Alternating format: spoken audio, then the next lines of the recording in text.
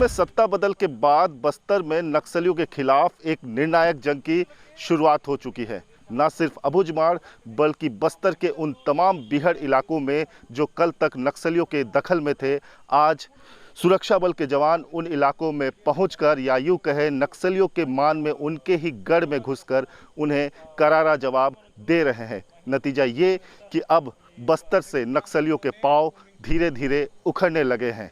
आज की इस खास रिपोर्ट में नक्सलवाद के खिलाफ छिड़ी इस अहम जंग में उन जाबाजों की हम बात करेंगे जो कल तक मर्दों के साथ कदम से कदम मिलाकर चलते थे, मगर आज कंधे से कंधे मिलाकर वो चल रही है। दरअसल हम बात कर रहे हैं बस्तर के उन जाबाज महिला कमांडो के जिन्होंने नक्सलियों के दांत खट्टे कर रखे हैं। इस वक्त मैं बीजापुर के एक ऐसे ही बीहड़ इलाके में मौजूद हूं जहां जो महिला कमांडो है वो नक्सलियों के खिलाफ एक सर्च ऑपरेशन पर निकले हुए हैं। मेरे पीछे देख सकते हैं ये कितना बीहड़ और कितना दुर्गम, कितना घना जंगल है। चारों तरफ चट्टान, पहाड़ी नाले और घिरा जंगलों से घिरा ये इलाका है।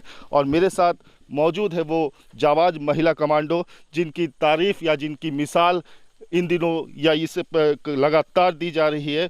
बस्तर में इन महिला कमांडो के बूते अब नक्सलियों के खिलाफ जो निर्णायक जंग है उसमें एक अहम भागीदारी इनकी मानी जा रही है। आज इन्हीं महिला कमांडो से इन्हीं की जुबानी बात करेंगे। इनका नक्सलवाद के खिलाफ जो छिड़े इस जंग में इनका जो विशेष रोल है, इनकी जो खास भूमिका है, इन्हीं की जुबानी हम सुनेंगे। चलते काटी ये इस वक्त मेरे साथ बात करने के लिए मौजूद है एक महिला कमांडो। हालांकि सुरक्षागत कारणों से हम इनका नाम नहीं पूछेंगे और ना ही हम इनकी तस्वीर हम दर्शकों को दिखा सकते हैं, क्योंकि ये इनमें कुछ वे कमांडो भी है जो पहले पूर्व नक्सली भी रह चुके हैं, लेकिन समर्पण कर मुख्य धारा में लौटने के बाद अब वो लोकतंत्र की हिफाजत के लिए नक्सलियों से लोहा ले रहे हैं। दीदी, पहले तो आपका स्वागत है जी। ये बताएंगे दीदी कि आप पहले पूर्व नक्सली थी, तो सरेंडर कब किया था आपने? 2020 में। नक्सलवाद में कितने सालों तक आप रहे, पूरा थोड़ा बताएंगे दीदी? 8 साल। किस कैडर में रहे थे, क्या क्या भूमिका आपने निभाई थी संगठन के लिए? हिड़मा के साथ थे। अच्छा, बटालियन में। जी जी। देखिए, हिड़मा के बारे में बता दूं कि हिड़मा वो कुख्यात नक्सली है जो बस्तर के तमाम बड़े घटनाक्रमों में जिसका नाम काफ़ी ऊपर मोस्ट वांटेड लिस्ट में रहा है। और हिड़मा जो पहले बटालियन 1 का कमांडर हुआ करता था, लेकिन अभी उसकी पदोन्नति सेंट्रल कमेटी में की जा चुकी है। दीदी, ये बताएंगे कि आपने सरेंडर कब किया था? 2020 में। अच्छा, सरेंडर करने की एक मुख्य वजह क्या थी? नक्सली में रहने से मेरे को बीमारी था, बीमारी वजह से फिर मैं घर आ गई हूँ। वहाँ इलाज नहीं होता है, कुछ नहीं होगा बोल के फिर मैं घर आई थी। घर आके घर में थी तो वहाँ से पकड़ के लाए हैं सिलेंडर। ठीक है, मैं जेल भेजेंगे बोले, तो मैं बोले नहीं, मैं सिलेंडर हो जाऊँगी, सिलेंडर हो के ही रहूँगी, बोले सिलेंडर हो गई है। ये बस्तर जैसे यहाँ महिला कमांडोज की भूमिका में आप थे। पहले एक इसी पुलिस के खिलाफ आप लोगों ने हथियार उठाया था, लोकतंत्र व्यवस्था के लिए। अब लोकतंत्र की हिफाजत के लिए आप हथियार उठाए। पहले का और अभी का क्या अनुभव है आपको? पहले उधर नक्सली में रहते समय घर वालों के साथ मिलना नहीं था, कुछ नहीं था। मम्मी पापा लोगों को बीमार उमार आने से भी देखना नहीं मिलता था, ना कुछ नहीं मिलता था। अभी थोड़ा यहाँ आए तो फैमिली के साथ रह रही हूँ मैं। तो एक अच्छा जीवन आपको अभी इस यहाँ सरेंडर करने के बाद मिला है, लेकिन हथियार के बदले हथियार, आज भी आप हथियार चला रहे हैं, क्या ये आपको सही लगता है? ठीक लग रहा है। अभी नक्सलवाद का खात्मा क्यों ज़रूरी है, आपकी जुबानी हम सुनना चाहेंगे। क्योंकि उन लोग नक्सली बोलने से वो जंगल जंगल घूमते हैं, मतलब मामलों का ज़मीन चाहिए चाहिए बोलते हैं, लेकिन उनका सरकारी तो ना चलता है, उनका सरकारी नहीं चलता है। अच्छा, अभी जो सरकार नक्सलवाद को ख़त्म होने की का भी दावा कर रही है, लगातार ऑपरेशन भी आप देख रही है, और आप खुद नक्सल कैडर से भी रही है पहले, क्या लगता है कि अब नक्सल संगठन कितना कमज़ोर पड़ चुका है आपके अनुभव के आधार पर? कम से कम थे वहाँ 30-40। अच्छा, नक्सल संगठन कमज़ोर पड़ चुका है आपको लगता है? अभी बहुत कमजोरी है सर, मतलब उनका अभी बहुत लोग आके सिलेंडर करे हैं, कितना 2 जन ख़त्म हो गए हैं, बाकी बीमारी में ख़त्म हो गए, कब कब फिर फायरिंग वायरिंग में भी तो अभी तो बहुत ख़त्म हो गए इस साल तो।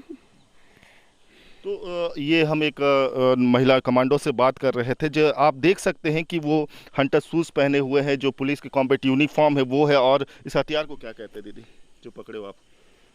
हथियार को हथियार को राइफल मतलब इंचास बोलते हैं ये इंसास वाला। बोलते हैं। इससे पहले ऑपरेशन में आप गई हैं? जा रही हूँ सर। कभी ऐसा नक्सलियों से डायरेक्ट आमना सामना हुआ आपका? हुआ है। तो कैसा रहता है, मतलब जब ऐसे फायरिंग हुआ है और जो पुरुष जवान भी है और आप महिला कमांडोज भी है, तो उस वो घड़ी को, उस चुनौती को कैसे बता सकते हैं? अरे हम लोग को अगर मौका रहता है तो हम लोग भी फायरिंग करते हैं उधर भी। इधर उधर से फिर फायरिंग होते समय अगर मौका मिलेगा तो हम लोग भी फायरिंग कर रहे हैं। यहाँ थे करसोली में भी थे हम लोग। अच्छा, आपको पहले नक्सलवाद में थे तो एक अलग बात रही होगी, एक भ्रम जैसी बात, नक्सली ये आरोप लगता रहा है। अभी फोर्स में है आप, परिवार भी है, डर लगता है कि नहीं लगता है? अभी उतना डर नहीं लगता है, मतलब उधर रहते समय हमारा मम्मी पापा लोग कैसे रह रहे हैं क्या है, ये डर रहता था। अभी मम्मी ये अभी यहाँ आए हैं तो मतलब अभी उधर से डर है ना, मम्मी पापा लोग कब आके मारेंगे कब क्या करेंगे वो पता नहीं चलता है। उन लोगों को आके तो कब मारेंगे कब क्या करेंगे वो पता नहीं चलता है। अपन जा रहे हैं बोलने से अपन को थोड़ा पता रहता है, लेकिन उन लोग कब आते हैं कब क्या करते हैं समझ में नहीं आता है। बारिश का मौसम है और मैं जिस इलाके में मौजूद हूँ काफ़ी घना जंगल है। और आपको बता दूं कि बस्तर में मलेरिया से हर साल कई लोगों की जान जाती है, बल्कि इसमें सबसे ज़्यादा अगर नुकसान होता है तो वो जवानों को होता है। मलेरिया की जद में वो हमेशा आते रहते हैं और जवान चूँकि ऐसे इलाकों में सर्चिंग पर रहते हैं, उन्हें गर्मी के दिनों में पानी पीने का पानी नहीं मिल पाता है। तो मतलब अभी उधर से डर है ना, मम्मी पापा लोग कब आके मारेंगे कब क्या करेंगे वो पता नहीं चलता है। उन लोगों को आके तो कब मारेंगे कब क्या करेंगे वो पता नहीं चलता है। अपन जा रहे हैं बोलने से अपन को थोड़ा पता रहता है, लेकिन उन लोग कब आते हैं कब क्या करते हैं समझ में नहीं आता है।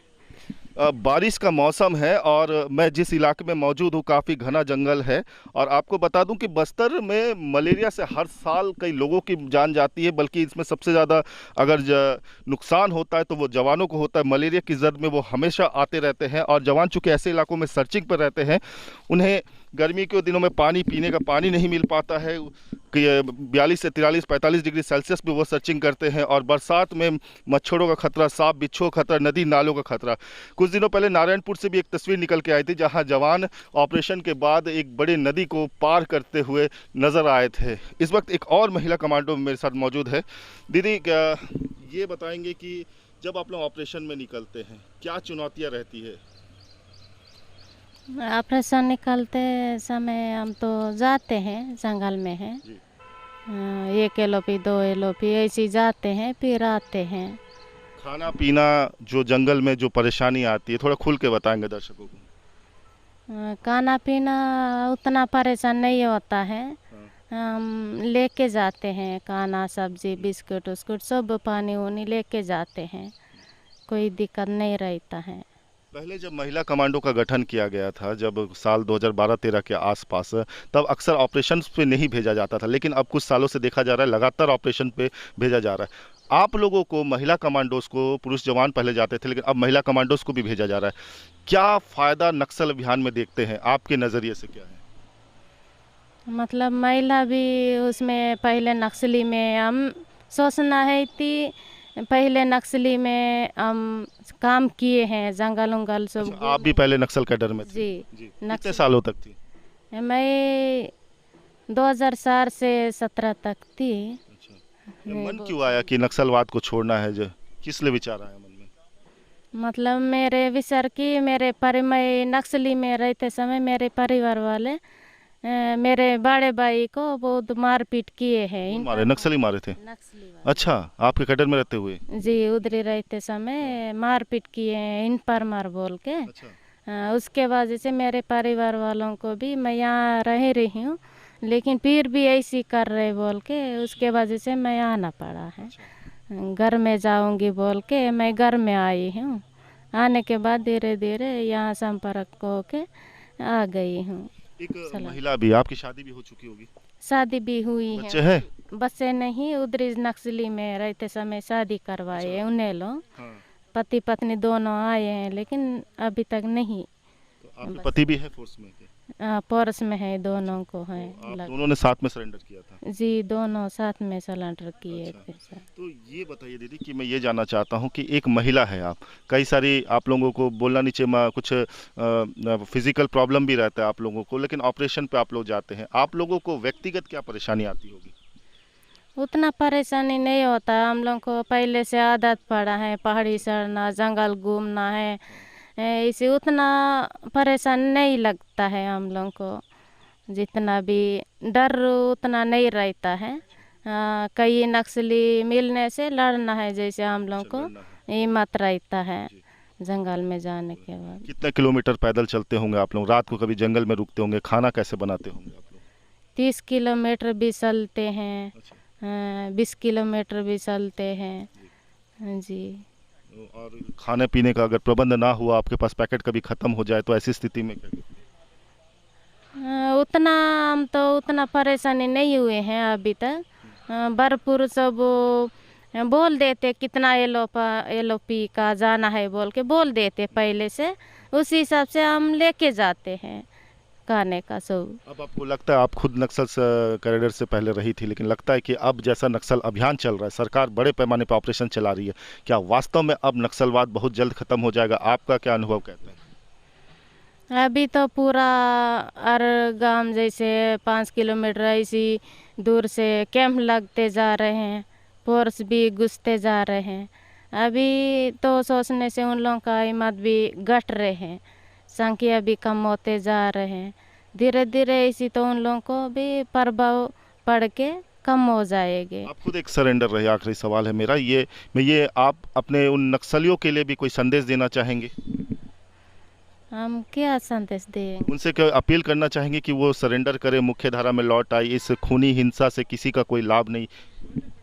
मैं कहना नहीं कि इधर सरेंडर करने से, अभी तो पहले 10-10 हज़ार देते थे, अभी 25 हज़ार दे रहे हैं सर, सरकार शासन से ऐसी दे रहे, फिर से इनामी भी दे रहे हैं।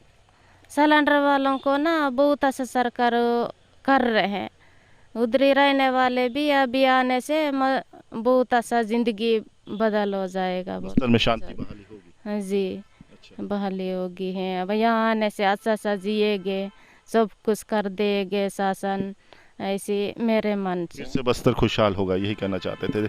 हाथों में हथियार, दिल में जज्बा, ये है बस्तर की वो महिला कमांडो, ये है बीजापुर की वो महिला कमांडो, जाबाज महिला कमांडो, जिन्होंने नक्सलियों के दांत खट्टे कर रखे हैं, और कल तक जो मर्दों के साथ कदम से कदम मिलाकर चलते थे, आज कंधे से कंधे मिलाकर चल रहे हैं।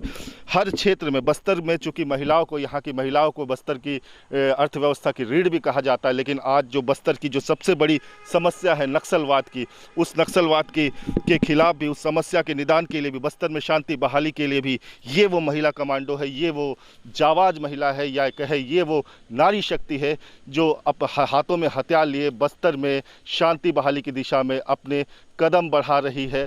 और इनका हौसला भी काफ़ी ऊंचा है, और इनसे बस्तर की कहे या प्रदेश की कहे या देश की दूसरी बेटियों को भी शायद प्रेरणा लेने की ज़रूरत है। पी रंजन दास, छत्तीसगढ़ तक, बीजापुर।